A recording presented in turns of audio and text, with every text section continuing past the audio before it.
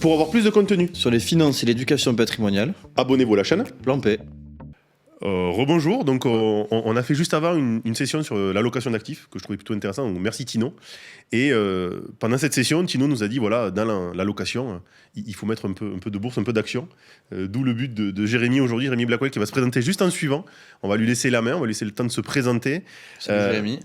Salut Nico. Et le thème, investir et en bourse en 2026, c'est gagner potentiellement. Donc on te laisse te présenter, on te laisse la main et puis tu verras, on va se poser quelques questions et voilà. Merci en tout cas de ta venue et de ton temps. Merci à vous, enchanté. Donc moi, pour me présenter brièvement, moi j'ai commencé à investir très tôt en bourse, vers 10 ans, parce que mon papa aimait bien la bourse, mais il n'était pas du tout dans ce domaine, mais il m'en parlait comme si j'étais grand à partir de 8-9 ans. Et après, j'ai investi aussi en immobilier à partir de 18 ans, et puis pas mal en start-up plutôt à partir de 20-25 ans. Et en dehors de ça, mon vrai métier, donc, c'est que je suis gérant de fortune depuis 18 ans et fondateur de Blackwell Family Office. Et j'ai également lancé récemment une newsletter boursière qui s'appelle Limonade.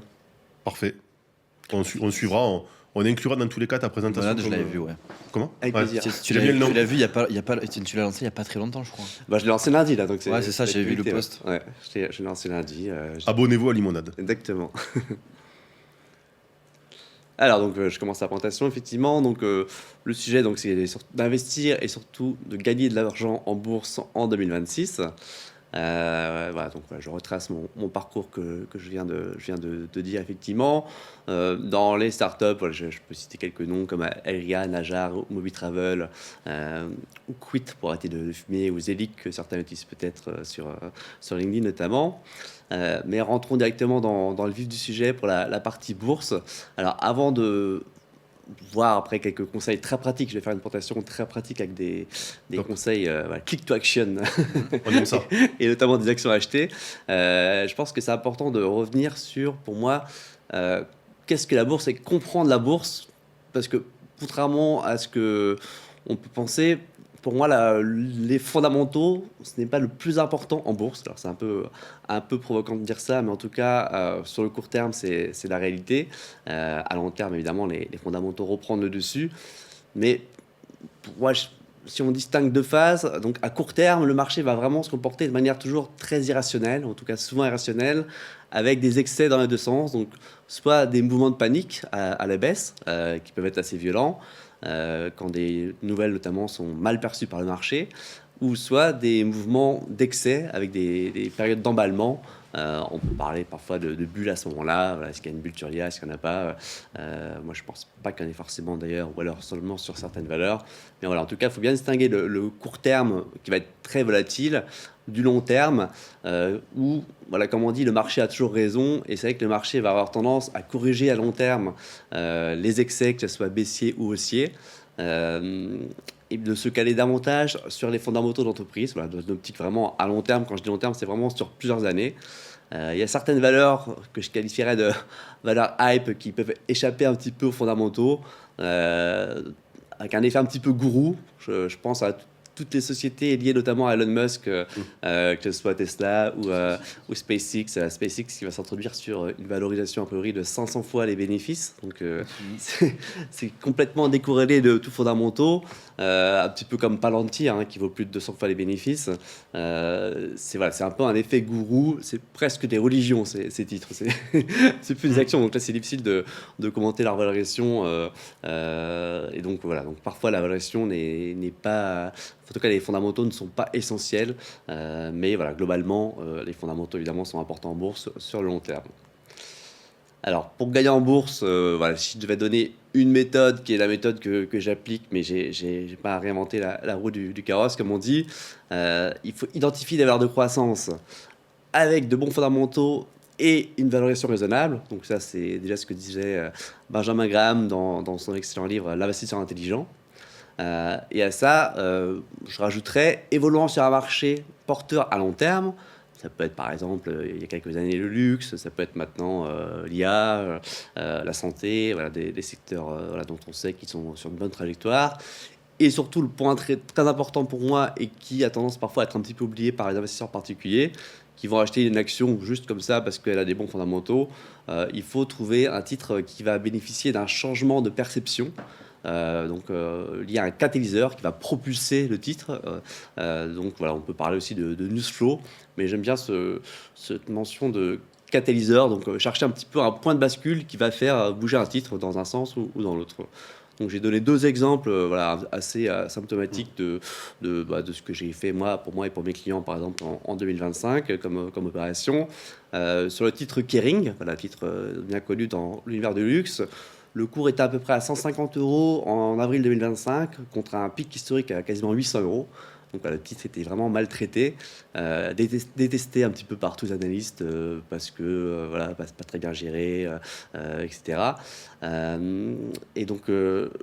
J'ai un truc à expliquer. Moi j'ai acheté le titre Kering effectivement à ce moment-là, et je l'ai conseillé à mes clients pour 3 raisons. On va retrouver exactement ce que j'ai dit avant.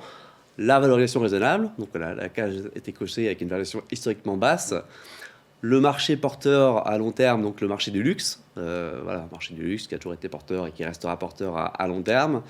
Et puis surtout en catalyseur, le changement de DG, de CEO qui était annoncé.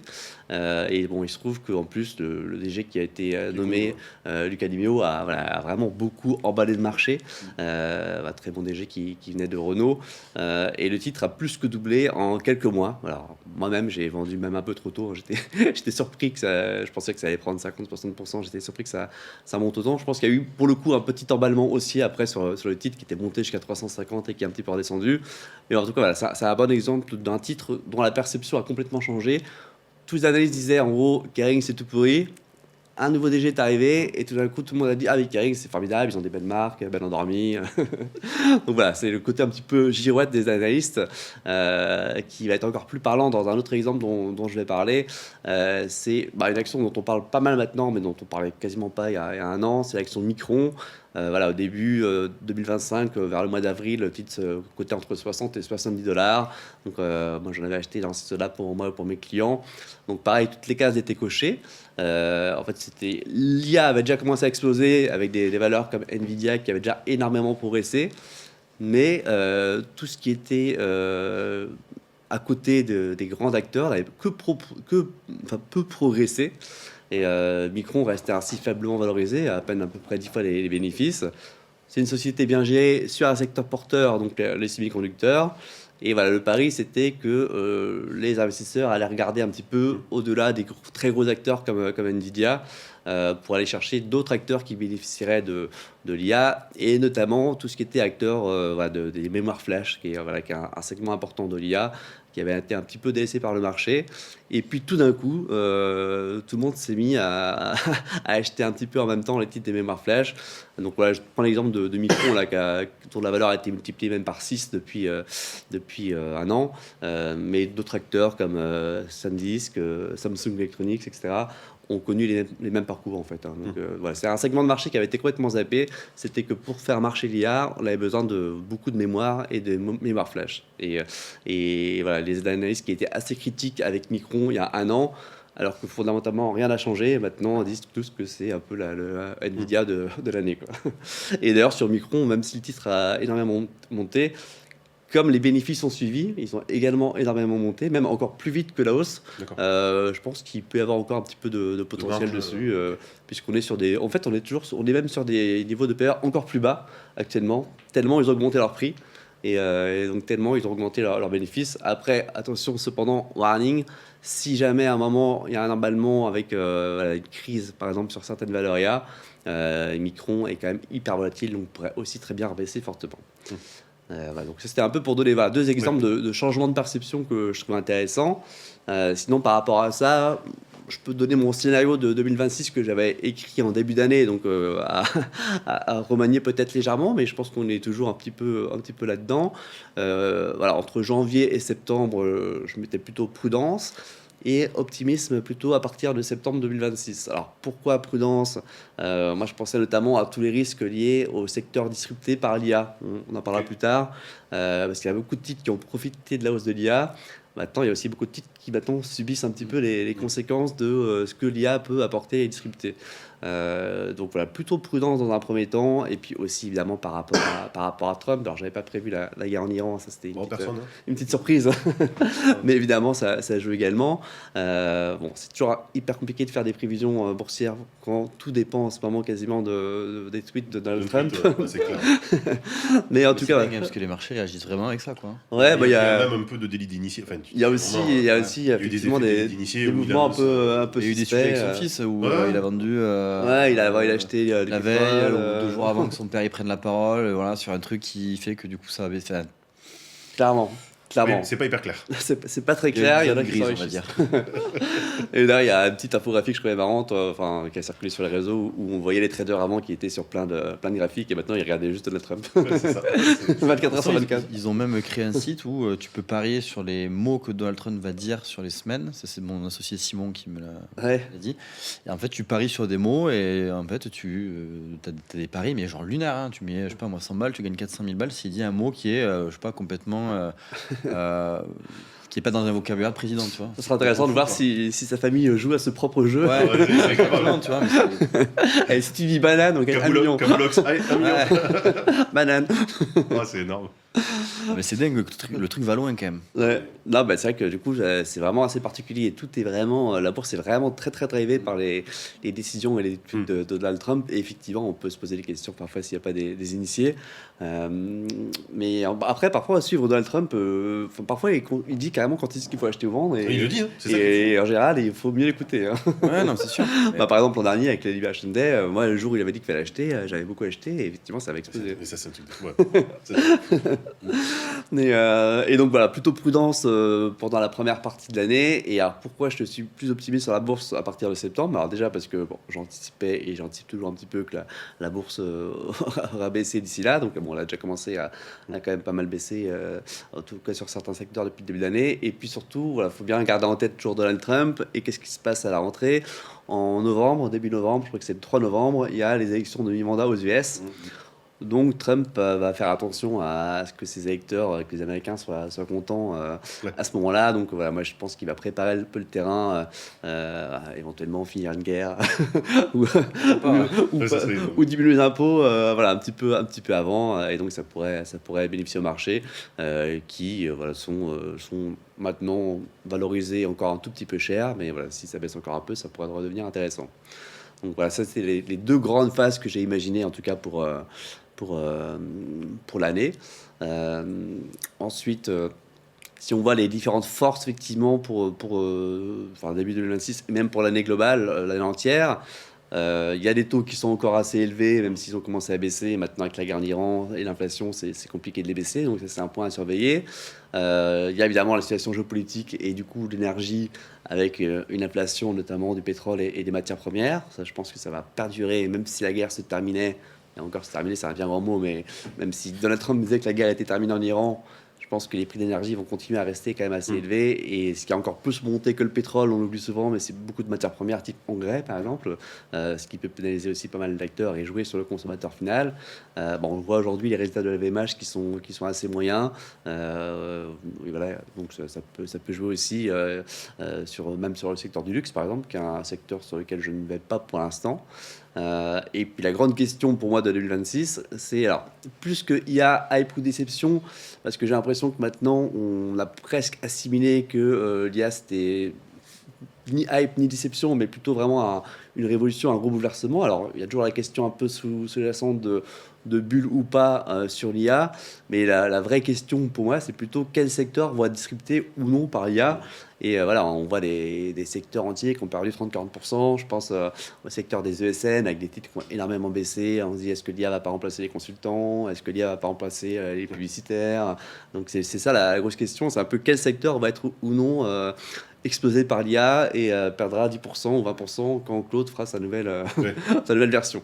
Donc ça, c'est la grosse question. Et après, pour contextualiser un peu tout ça, on voit effectivement pour les US deux risques quand même assez importants.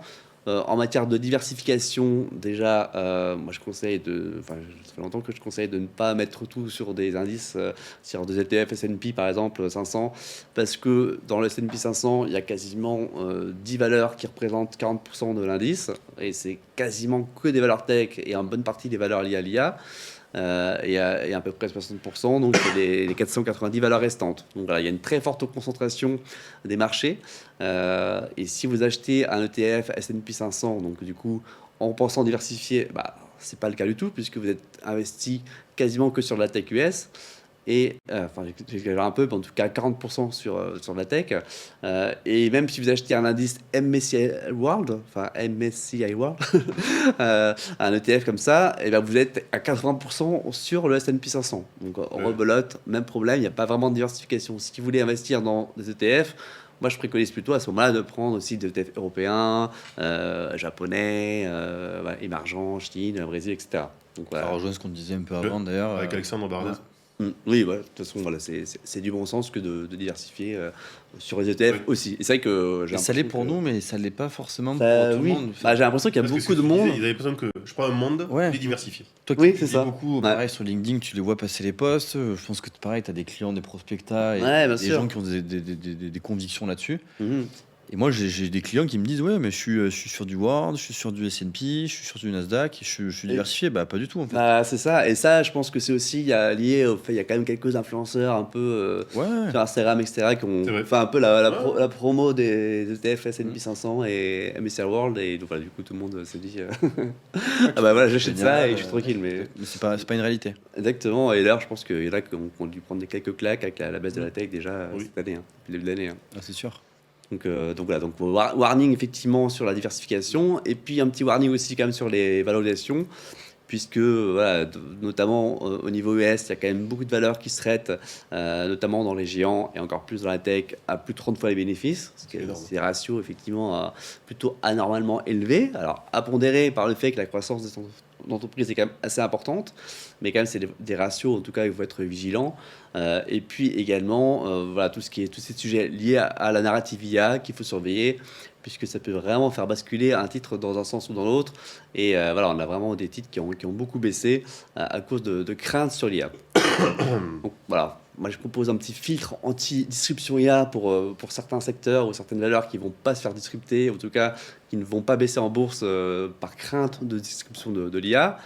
Donc il faut regarder des titres ou des secteurs qui ont une demande structurelle, une réalité physique. Bah, par exemple, l'immobilier, voilà, on sait que ça ne sera jamais scripté par l'IA, même si l'IA peut améliorer certaines choses. La grande distribution aussi, ça ne va pas être les magasins, ils vont pas disparaître. Vous pouvez toujours aller chez Carrefour, C'est clair. l'IA ne va pas changer grand-chose pour eux, même si au contraire, ça va permettre aussi d'optimiser pas mal de choses. Et puis tout ce qui est régulation, et je pense notamment au secteur de la santé qui est très régulé, où l'IA voilà, va plutôt apporter des choses positives, notamment pour trouver des médicaments plus rapidement. Mais voilà, il y a certains sujets où on n'aura pas forcément, dans un premier temps en tout cas, je pense, confiance, notamment pour la santé, à se baser uniquement sur l'IA. Même s'il y a plein de super startups qui se lancent d'ailleurs dans ce domaine. Donc moi j'investis aussi pas mal dans tout ce qui est IA santé, il y a plein de choses à faire. Mais donc voilà, si je devais donner 3 secteurs socle un peu anti-stress en tout cas lié à l'IA pour 2026, on peut citer la santé. Voilà, on sait qu'on va avoir effectivement une progression de ce secteur, puisqu'on aura 1 milliard de seniors en 2030, donc il y a un petit boulevard pour la santé, donc une croissance structurelle assez importante. On peut regarder des titres comme Sanofi, par exemple, qui a eu un parcours boursier assez décevant et qui maintenant est valorisé assez faiblement, voire très faiblement, ou des titres comme AstraZeneca, ou encore un peu en outsider, une valeur qui a eu un parcours vraiment catastrophique depuis quelques années, Novo Nordisk, qui vient justement d'annoncer ce matin d'ailleurs un partenariat avec OpenAI. Donc voilà, il s'associe. Donc voilà, secteur de la santé, on peut dire no stress. Secteur de tout ce qui est food, donc voilà, tout ce qui est alimentation, il y a une demande alimentaire qui va augmenter de 50% d'ici 2050, donc c'est du très long terme, mais voilà, c'est une croissance pérenne et solide. On peut regarder des titres comme Danone, qui s'est plutôt bien comporté d'ailleurs, ou un titre qui a pris cher quand même ces dernières années, alors que c'est quand même une belle société qui pourrait selon moi revenir un petit peu sur le devant de la scène, c'est Nestlé. français. Voilà, géant mondial suisse, voilà, très diversifié. C'est un peu le LVMH de la food, si je peux me permettre. Et c'est vrai que le titre est sur des niveaux assez bas. Bon, attention après au prix des matières premières. Si le prix des matières premières augmente trop à cause de la guerre, ça peut aussi un petit peu peser sur les coûts notamment. Donc voilà, santé, food et puis énergie. Alors bon, énergie, maintenant, de le dire maintenant, moi j'avais écrit ça en début d'année, ça a déjà beaucoup monté évidemment, mais tout ce qui est énergie, d'une part c'est dopé par l'IA, donc pour les infrastructures, avec des titres comme Engie par exemple, que j'aime bien. Alors, moi j'avais acheté depuis déjà plus d'un an, et le titre a doublé, et notamment j'ai fait pas mal de structurés aussi sur Engie, qui ont très bien fonctionné, et en plus qui donnaient un gros rendement. Et après, alors moi j'aime bien des titres comme Valorec par exemple, qui je pense peut encore conserver. Après sur les pétrolières, Total Energy, c'est bien, mais ça a déjà quand même beaucoup monté du coup. Il y a des titres qui sont encore plus volatiles au pétrole, donc comme Eni ou Repsol. Repsol en plus, qui pourrait bénéficier de ce qui se passe au Venezuela, qui ont peut-être encore un peu de potentiel, mais en tout cas voilà, les pétrolières, bon, je dirais que maintenant je pense que le gros de la hausse a quand même été fait sur l'année, même si je pense que le cours du pétrole va rester assez élevé. Donc voilà, donc santé, food et énergie, un petit peu secteur anti-stress IA. Et justement, donc voilà, si on parle du stress IA, on peut parler des valeurs, ce que j'appelle fear trades. C'est des valeurs qui ont été un petit peu massacrées sur des sujets de crainte de disruption par l'IA. Donc voilà, le marché anticipe parfois que l'IA va complètement détruire un certain modèle économique, en ignorant pour moi certains bénéfices à court terme, ou même à long terme dans certains cas.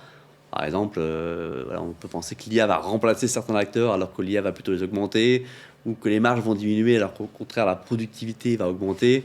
Et voilà, le marché voit parfois des risques là où il peut y avoir des opportunités. Donc, si on doit donner quelques exemples plus précis, le marché a fonctionné de manière un petit peu binaire, et donc la distinction entre les gagnants et les perdants de l'IA a été un petit peu floue, et le marché a sanctionné des secteurs entiers. Par exemple, sur le marché des ESN, voilà, globalement, ça a été assez catastrophique. Des titres comme Accenture, Capgemini, ou même des ServiceNow aux États-Unis, enfin, quasiment tous les titres effectivement liés au service, au conseil, ont perdu à peu près 30% en gros depuis le début de l'année, alors que certains acteurs pourraient être gagnants, ou alors en tout cas pourraient être beaucoup moins perdants que ce que le marché a l'air de penser. Alors il y a un sujet un peu sur tout ce qui est tout journalier, qu'on appelle le TJM. Donc c'est vrai qu'il pourrait y avoir une petite pression à la baisse sur le TJM, puisque l'IA permet de faire les choses plus vite notamment. Voilà, maintenant je pense que les acteurs ces gros acteurs du service vont pouvoir aussi en profiter, et voilà, il y a juste une petite période un peu de tension, d'ajustement des prix, où eux en gros ils ont des gains de productivité, mais pour l'instant les prix étaient un peu les mêmes, donc les clients n'étaient pas très contents. Donc, il y a une petite période un petit peu de transition, mais à terme, moi, je n'ai pas trop d'inquiétude sur le fait que la plupart des acteurs arrivent à s'y retrouver. Je donnerai notamment l'exemple de Capgemini tout à l'heure. Et qu'est-ce que tu penses, toi, justement de l'IA dans la gestion de patrimoine? Ça nous concerne tous, on a tous des cabinets. Ouais. Qu'est-ce que tu penses justement de l'IA dans la gestion d'un patrimoine, dans l'investissement financier en tant que tel, que ce soit pour le consommateur final ou pour nous, les professionnels en tant que tel, sur l'utilisation? Ou est-ce que ça peut remplacer nos métiers? Pas du tout. Alors, je pense que l'IA va être hyper importante effectivement dans les métiers, notamment de la gestion de patrimoine. Je pense que c'est un super outil pour nous, CGP, gérant de fortune, family officer, puisque ça va nous permettre de gagner quand même beaucoup de temps, notamment même sur la partie compliance, où voilà, tout peut être fait maintenant avec l'IA, en tout cas beaucoup de choses. Hein. Ouais. Et puis aussi pour la sélection, voilà, des meilleurs placements, le monitoring, le suivi, effectivement, c'est important. Pour l'expérience utilisateur aussi, je pense qu'il y a beaucoup de choses à faire avec l'IA qui fait des super reporting. Enfin, sur Claude, on peut faire un reporting qui est bien mieux que ce qu'on a dans n'importe quelle banque privée, Ouais, par ça, exemple. c'est sûr. Donc je pense que ça va jouer. Après, Sur le conseil en tant que tel, tu vois, la partie plus technique du métier. ouais. Mais ça va être super assistant. Mais Ouais, pas, oui, alors, il ne fera pas à ta place. il y aura le côté, je pense, Il va te effectivement, faire gagner du temps, je trouve, comme tu disais, sur les analyses hyper profondes, Ouais. avec beaucoup de documents où tu peux analyser. nous on faisait des tests où tu envoies des PDF à je sais pas combien de pages. Il t'analyse tout, il fait des super documentations. Ouais. Par contre, il remplacera pas ton analyse. Donc en fait, c'est un super assistant, je trouve. Je sais pas si Alors, tu es dans la même vision. ouais, Il alors, n'aura pas ta place. ouais, je suis d'accord sur l'assistant. Après, je pense que ça peut quand même aller un peu plus loin, dans le sens où maintenant, avec tout ce qui est robot advisor, notamment, je crois que Revolut, il commence un petit peu à utiliser ça. Je pense qu'il y a différents segments, effectivement, en gestion de patrimoine, et que pour les segments des personnes, on va dire, les moins fortunées, donc qui sont déjà en gestion de patrimoine, donc tous ceux qui ont autour de 100, 200, 300 000 euros, eux vont être probablement encore beaucoup plus disruptés parce qu'ils vont pouvoir peut-être, pour des montants en jeu moins significatifs, se gérer quand même plus eux-mêmes Ouais. ou avec des robots advisors. Par contre, dès lors qu'il y a vraiment besoin de conseils, que c'est des patrimoines un peu plus complexes, des allocations plus élevées, j'ai pas tellement de crainte que l'IA puisse disrupter, puisqu'il y a quand même un vrai côté relationnel. Et voilà. Ouais, et puis tu as le volet technicité, souvent sur des profils comme Voilà, ça. évidemment. Je pense beaucoup aux dirigeants d'entreprise. Enfin, moi, c'est ma clientèle Mm. aujourd'hui essentiellement. Les sessions d'entreprise, C'est les sûr. trésoreries d'entreprise. Ça, l'IA, aussi. il peut pas trop. T'es pas sur les mêmes montants en général. Ouais, ouais, tout à fait. Euh, Il y a un côté un peu créatif quand on est aussi. T'as un côté créatif affect, t'as un côté de Mm. projet, Mm. t'as soit un côté qui est aussi plus global dans le sens où t'as la session ou autre, mais t'as un projet de vie derrière qui est peut-être plus personnel, sur la transmission aussi Bien derrière.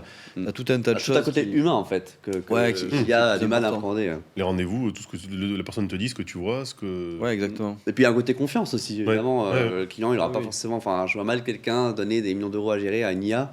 Je pense qu'il y en a qui seraient capables. Il y en a qui Non, seraient il y en a capables. qui Ouais. feront le test, il y en a, je pense, pour qui ça marchera d'ailleurs. Il y en a, ouais, il y en a qui sont Mais, capables, effectivement. bon, Mais ça ne sera pas la majorité. Ouais. Ouais, Mm. je pense que c'est une minorité de gens. Ouais. Et après, il y a aussi le côté effectivement relationnel où c'est sûr que c'est pas l'IA qui va t'inviter à déjeuner ou tu vas pouvoir avoir des échanges Mais avec peut-être eux. qu'un jour, ça sera le cas. Tu sais, Quand on aura les robots humanoïdes.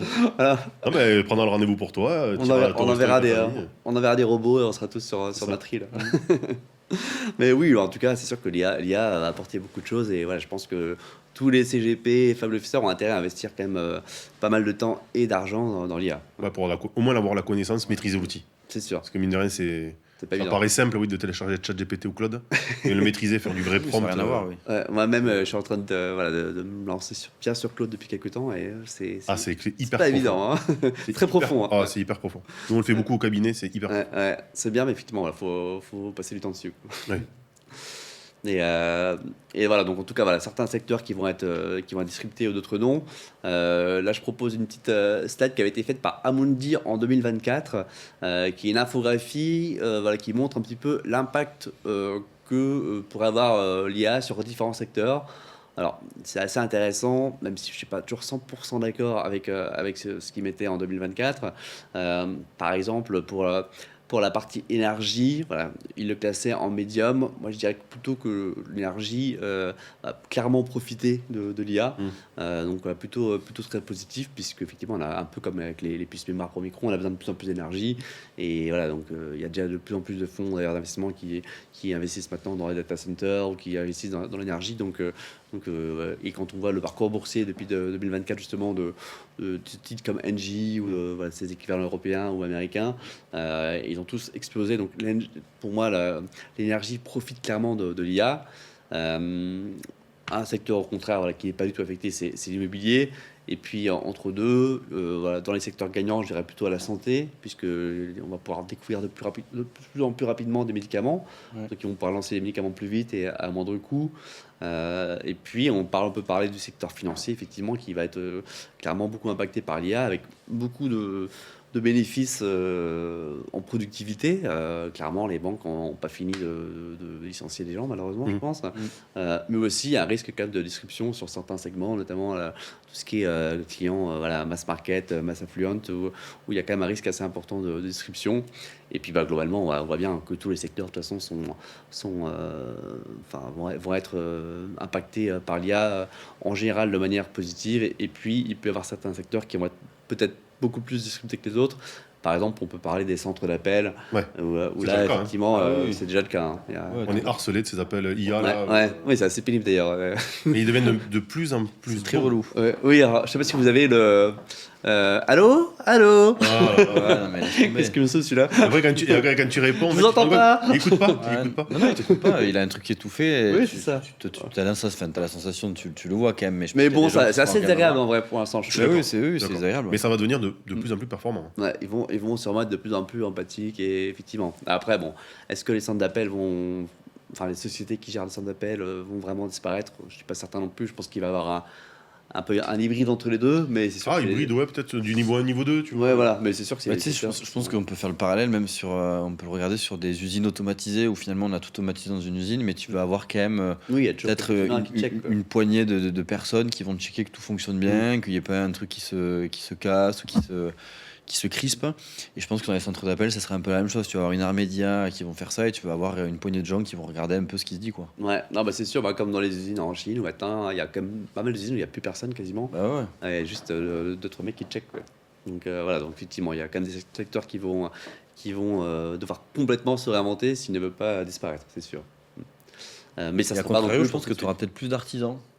Oui, et Ouais, la merde, Parce ouais. que c'est des métiers Technique, manuels ouais. où, Ouais, bah, comme, en parlant, l'IA peut pas. Enfin, elle peut avoir une interaction sur de la réflexion, mais pas sur de l'exécution.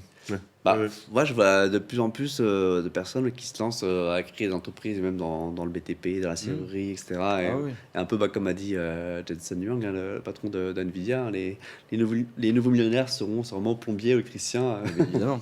On le voit déjà avec. Il y en a beaucoup qui étaient déjà millionnaires en vrai d'ailleurs. Parce qu'on a quand Entre même ceux qui ont le bac des plus 5 et ceux qui sont artisans, il y en a plein qui gagnent Ouais. mieux leur vie en étant. Bah, il y a beaucoup plus, oui. Je pense que tu as plus de millionnaires qui ont des PME Ah bah, bien dans sûr, hein. l'artisanat. Ouais, c'est clair. Euh, Il y en a beaucoup à et- reprendre en plus, à des valorisations pas très chères. Donc ça peut être intéressant. Et le bâtiment versus des gens qui ont fait des grandes études et tout, qui sont dans des groupes, qui gagnent bien leur vie, mais qui sont pas. Il y a un plafond de verre, quoi. Ouais, c'est ça. Bah, tous les métiers vraiment très liés à la connaissance, même tout ce qui est médecine, droit, etc. Effectivement, c'est quand même beaucoup disrupté par l'IA. Et je suis pas sûr que je conseillerais à mon fils de faire plus médecine que plombier en vrai. Hein. Mais même dans le marketing, quand tu regardes le marketing en tant que tel, l'IA fait des trucs de ouf. Et le marketing, ouais, Tous les services marketing, je pense, des grandes boîtes vont forcément évoluer. Ça prendra un peu de temps parce que forcément, c'est les grosses boîtes, ça prend du temps. bien sûr. Mais tu as des études qui sont en train d'être mises justement sur l'IA, sur les comportements humains, comprendre le volet neurologique des humains. Donc ça aura un impact sur le marketing, sur ta vision d'une publicité, Dans la d'un publicité, produit. moi je suis investisseur dans Arcasei qui fait des publicités virtuelles avec un prompt, avec des acteurs virtuels maintenant qui scriptent tous les acteurs. Dans le cinéma aussi, il y a des gros sujets. dingue. Mais t'as pas vu sur l'IA, sur la voix, Et sur la voix évidemment. les Ouais, gens qui faisaient les doublages là, qui Ouais. portaient plainte parce qu'ils avaient Ah utilisé oui. leur voix sans leur consentement. ouais, ça, Et c'est tu vrai. voyais pas la différence, quoi. Ah oui, c'est Ouais. sûr. Non, mais ça va devenir.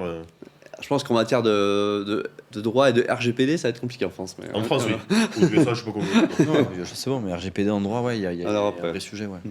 Bah, d'ailleurs, Meta ne peut pas sortir ses lunettes connectées en Europe à cause de l'RGPD. Donc ils doivent les modifier. Pas celle-là, ça va. La nouvelle version en tout cas. Mais Essilor d'ailleurs, en passant, je pense que c'est une valeur qui a beaucoup baissé, notamment à cause de craintes un petit peu sur les lunettes connectées. Et finalement, elle a plus baissé. En fait, elle a d'abord monté un petit peu en disant super, maintenant ils lancent les lunettes connectées. Et finalement, elles ont plus baissé maintenant par la peur qu'ils se fassent concurrencer sur les lunettes connectées par des Google et Alibaba. Donc finalement, l'action est encore plus basse qu'avant les lunettes connectées. Donc pour moi, c'est un peu irrationnel. Et je pense que voilà, Essilor, dans le genre belle valeur à garder à longtemps, très long terme, un peu comme un Air Liquide, je pense que c'est voilà, une belle valeur de fonds de portefeuille. Voilà, donc si je reviens à la présentation, donc effectivement, voilà, donc là j'ai parlé effectivement des secteurs, enfin des différents secteurs et de l'impact que pourrait avoir l'IA dessus rapidement. Voilà, si on devait avoir une stratégie pour exploiter, en tout cas essayer d'exploiter ces inefficiences, je vais vous donner quelques exemples de titres qui ont été vraiment massacrés selon moi. Évidemment, je conseille d'investir progressivement dedans. La baisse n'est pas forcément terminée et de le faire par étapes. Aujourd'hui, par exemple, moi j'ai acheté ce matin des Publicis qui baissaient alors qu'ils ont lancé encore une fois des bons résultats. Ils sont toujours assez optimistes pour les années prochaines également, avec des croissances assez importantes. La valorisation est pas mal au tapis puisque le titre a perdu plus de 30%, voire 40% même depuis ses plus hauts. Encore 25%, je crois, ou 20% depuis le début de l'année. En termes de ratio maintenant, ils sont à peine à plus de 10 fois les bénéfices, donc c'est peu élevé, un dividende de 5%.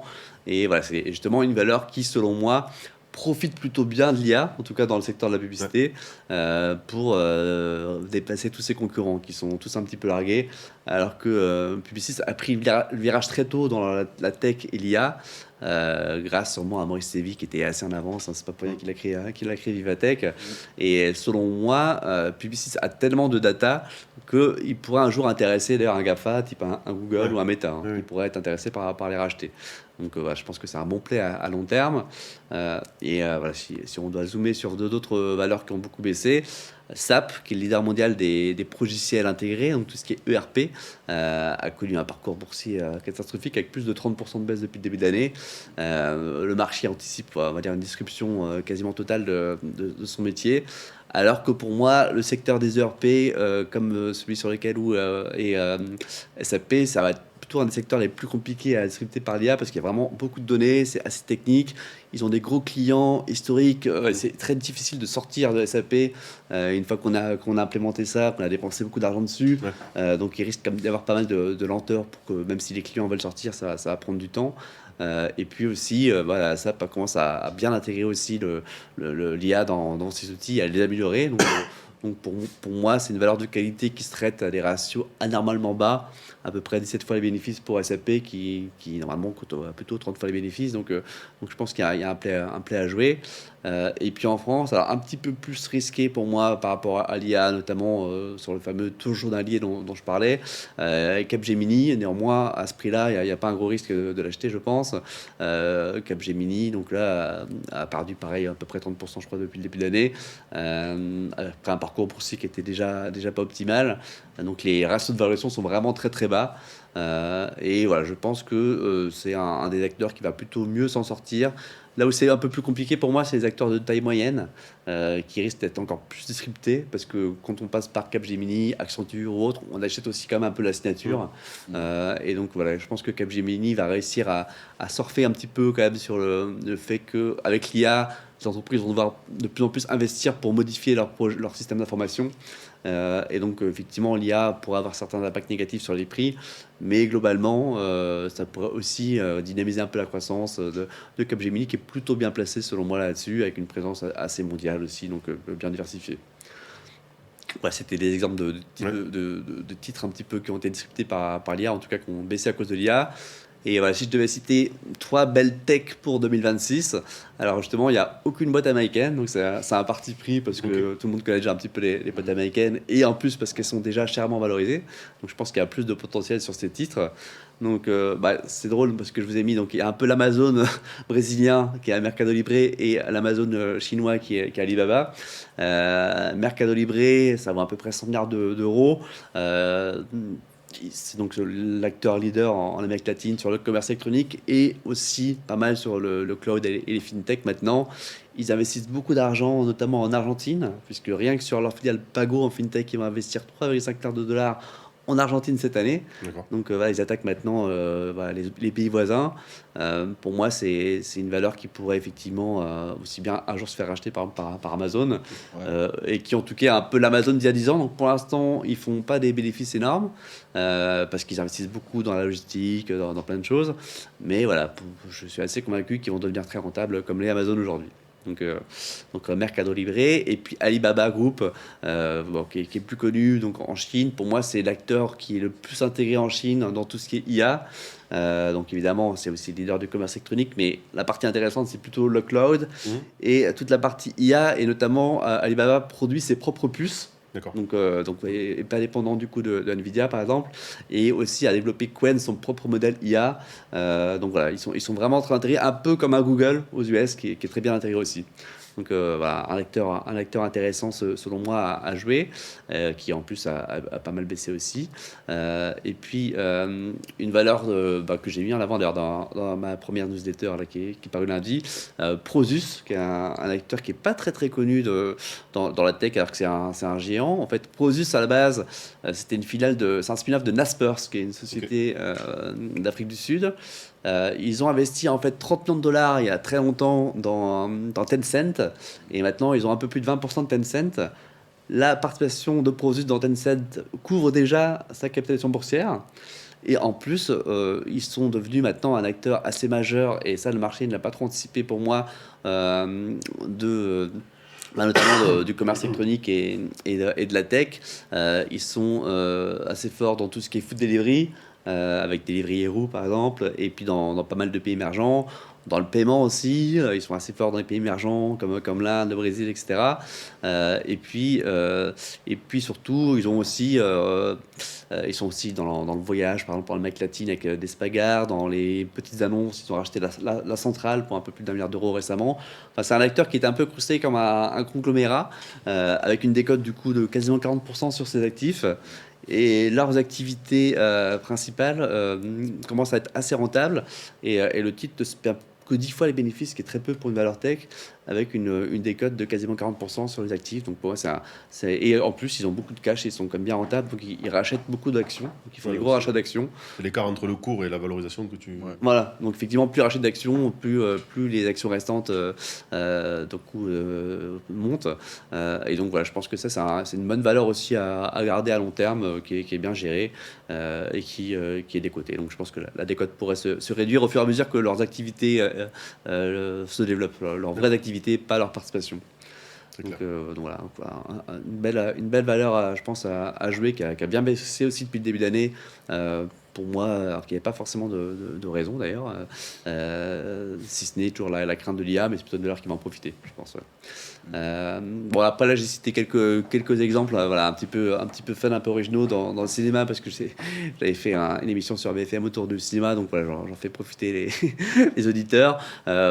Gaumont, du coup, ça a déjà pris 29%, donc moi je suis déjà ressorti, j'ai vendu, j'avais conseillé à 111 euros, j'ai revendu vers 130, et je peux parler des deux autres valeurs qui sont un petit peu des valeurs défensives. Voilà, on va dire que tout ce qui se passe avec la guerre, par exemple, a très peu d'impact, voire aucun impact sur eux, donc ça peut être intéressant en ce moment.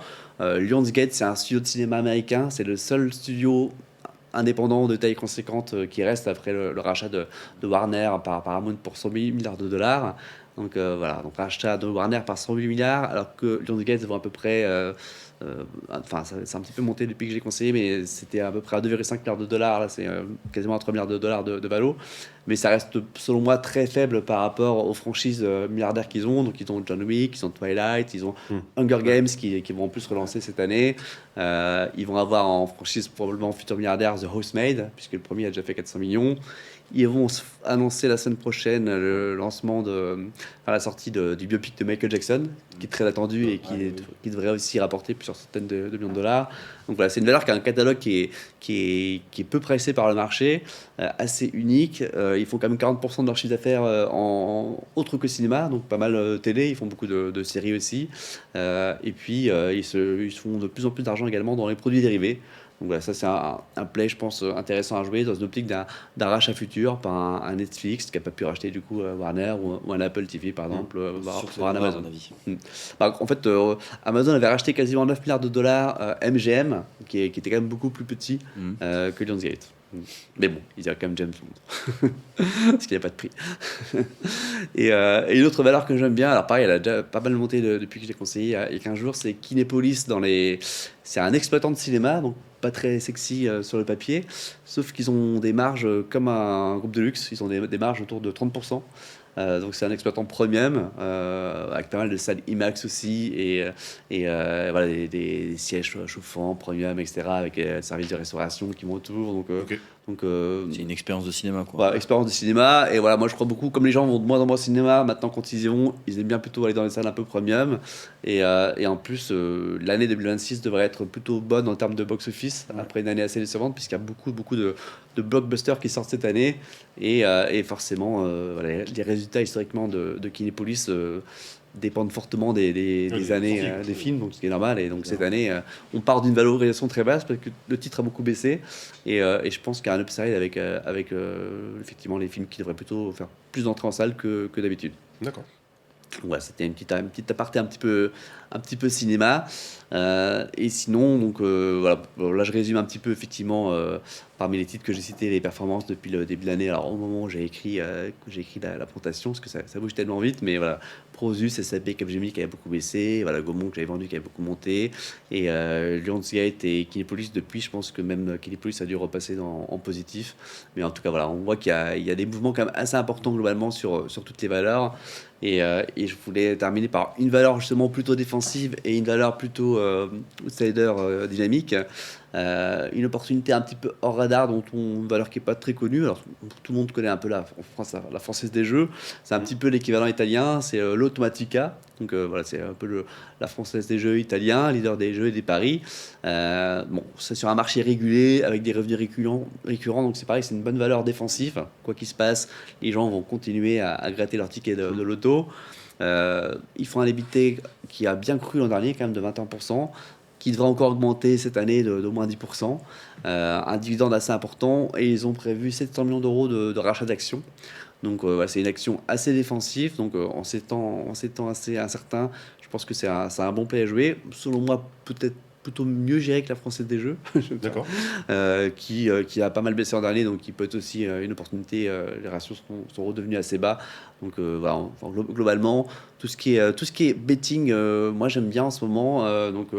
L'Automatica, la Française des Jeux, et puis un petit peu entre le betting et l'audiovisuel, il y a Banijay, Ouais. société de Stéphane Courby, qui a fait une grosse acquisition dans le betting l'an dernier, en fin d'année, qui a fait une grosse acquisition dans les sociétés de production récemment. Bon, c'est un peu un expert des deals, hein. Il avait racheté en démol son précédent employeur. Et c'est une société Banijay qui est en assez forte croissance et qui se paie à peu près pareil, 10 fois les bénéfices. Donc c'est pas beaucoup pour un leader quand même européen. Donc là, marché réglementé italien.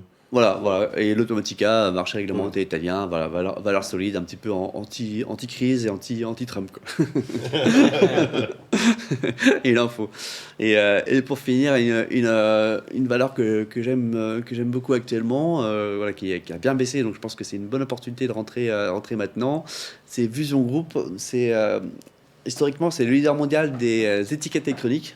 Donc, quand vous allez chez Carrefour ou chez Walmart, chez Monoprix, les prix bougent tout seuls en fait, en fonction de tout ce qui se passe en temps réel, les prix des matières premières, etc. Et maintenant, c'est vraiment le leader mondial de tout ce qui est digitalisation des magasins. Donc, ils ont des SaaS, notamment basés sur l'IA et les data, qui vont aider à optimiser la gestion des magasins, leurs achats, faire qu'il y ait moins de vols parce qu'ils ont des caméras, enfin plein de choses. Ils font 90% de leur chiffre d'affaires à l'international, donc c'est important. Surtout que je suis pas forcément hyper confiant sur la France, malheureusement. Leur premier client, c'est l'American Walmart, c'est une valeur qui fait plus de 30% de croissance par an depuis 20 ans. Donc on peut faire confiance au management qui est vraiment très bon. Le PER est d'à peine 13. Il faut savoir que Fusion Group valait 250 euros à peu près au plus haut l'an dernier, et là on peut l'acheter vers 110 euros. Donc le titre a été massacré, alors qu'il a eu des bons résultats sur des craintes. Il a été un peu assimilé dans tout ce qui était un peu valeur tech et valeur IA. Donc le titre a beaucoup baissé. Plus après, voilà, un peu un mouvement de panique justement qu'il y a eu de certains particuliers, et puis des fonds, quelques hedge funds qui ont vadé le titre, comme on dit, donc qui ont joué à la baisse le titre. Donc tout ça a créé un peu un mouvement de panique pour une société donc maintenant qui se paye très peu cher, donc 13 fois pour une société qui est en forte croissance. Ils ont à peu près 500 millions d'euros de cash de trésorerie, donc ça représente à peu près un quart de leur capitalisation boursière, donc un matelas de sécurité important. Et ils font de toute façon 100 millions d'euros de cash, donc de free cash flow par trimestre. Donc voilà, donc société très rentable, en forte croissance, et qui, à mon avis, pourra soit faire des acquisitions prochainement, soit essayer de s'introduire sur le Nasdaq, qui pourrait être pour le coup un vrai catalyseur, que ce soit une acquisition ou une intro sur le Nasdaq, puisque voilà, sur le Nasdaq, une société comparable aurait sûrement des ratios beaucoup plus élevés qu'une société française, malheureusement. C'est clair. Donc voilà pour ces quelques exemples de valeurs à acheter, et puis pour ces explications sur ce que je pense que sera la bourse en 2026. Et puis n'hésitez pas si vous avez des questions. Non, les retours Hyper c'est clair, plutôt cohérent. Comme tu disais, il y a du passage à l'action, tu as donné des titres, tu as donné pourquoi, en tout cas, ton idée, le passage du x10 ou pas, c'était assez clair. Il nous reste 2 minutes. Donc après, je sais pas si toi, Nicolas, tu avais peut-être une question. Non, moi je trouve ça hyper clair pour le Ouais. coup, type Activable. actionnable, Activable. il y a de l'analyse un peu là-dessus, tu vois, c'est pas balancer un nom pour balancer un nom, c'est quand même fondamental Je derrière. sais qu'il y a très peu de personnes qui osent dire des titres, tout le monde dit des trucs un peu vagues. Non, mais ouais. Bon, bah, j'aime bien. Moi, franchement, c'est Non, mais c'est activable. hyper important et c'est un peu l'ADA de Plan P aussi, c'est d'avoir des tips actionnables et d'être franc et concret dans ce qu'on peut C'est faire, ça. tu vois, et donc je trouve ça cool. Bien sûr. Donc non, franchement, merci d'être venu. Eh ben, merci à vous pour l'invitation. Grave cool. Ravi. Abonnez-vous à Limonade. Parce que Bah ouais. tu l'as lancé Abonnez-vous lundi. à Limonade, effectivement, je l'ai lancé lundi. Et il y a déjà plus de 1000 abonnés d'ailleurs. Ouais. C'est félicitations. Merci Même beaucoup. aller voir ses posts, ils sont très très bien sur LinkedIn. Eh ben, n'hésitez pas à Pour vous le abonner suivre aussi sur depuis, LinkedIn. Ouais, c'est ça aussi. Des années. Que je rattrape Nicolas du coup. Ah, oh là, oh là, oh là, oh là, oh là. On avait fait une belle heure. Si tu commences à lui dire que je vais lui passer devant, on n'est pas bien. Moi, je vous remercie à tous. Je te remercie d'être Merci venu, beaucoup. d'avoir pris le temps, parce que la présentation était hyper concrète. On va pouvoir l'envoyer à tout le monde pour qu'ils puissent regarder un petit peu. Eh ben, super. T'inquiète pas, on Alors, leur n'oubliez pas de faire vos propres analyses évidemment parce que Bien tout sûr. peut changer à tout moment. C'est ça. Jérémy a fait le job pour aujourd'hui. Après, c'est pas des choses, on va vous l'envoyer, mais voilà, il vous a donné des idées. Je pense que ce qui était intéressant, c'était les ratios aussi que tu mets en avant, pourquoi, les analyses, Ouais. le cinéma avec les box-office qui sortent, et voilà, enfin, les films en tout cas. Voilà, c'est pour peut avoir des mécaniques aussi pour donner un peu des verbes Et de finalement, mécanique d'analyse. Ouais. c'est des mécaniques, tu prends un truc du C'est assez cinéma, simple en fait. Ouais. c'est de la logique. Ouais. Oui, mais On n'y pense pas, mais c'est de la logique pure finalement. je suis d'accord. Comme sur les jeux vidéo. Hein. D'ailleurs, Oui. moi j'ai acheté un peu d'Ubisoft ce matin qui est une valeur un peu massacrée, mais on peut en regardant les chiffres de jeux vidéo prévoir assez bien les chiffres d'affaires futurs des Je éditeurs d'accord. et de manière assez fine. D'accord. Mm. Je te remercie. Merci beaucoup. Merci à J'espère toi. qu'il y aura un prochain plan P, mais ça c'est sûr. Ça, Et c'est sûr, oui. que tu seras présent et peut-être qu'on prendra plus de temps sur comment tu fais tes analyses Ouais. ou comment tu peux sur peut-être 2-3 sujets. On se rejoint dans 10 minutes avec Olivier Landrevy qui va nous parler de Smart Portfolio. Je vous dis à de suite, à dans 10 minutes.